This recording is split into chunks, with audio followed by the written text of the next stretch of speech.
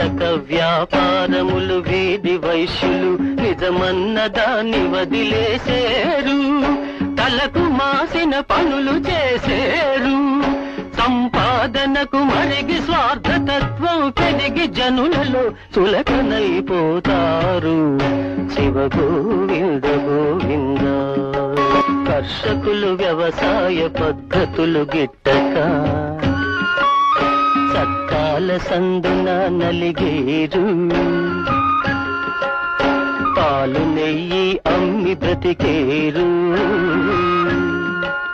భూమి బుట్ట ఊడి పొట్ట చేత బట్టి పట్టణాలకు వలసపోయేరు.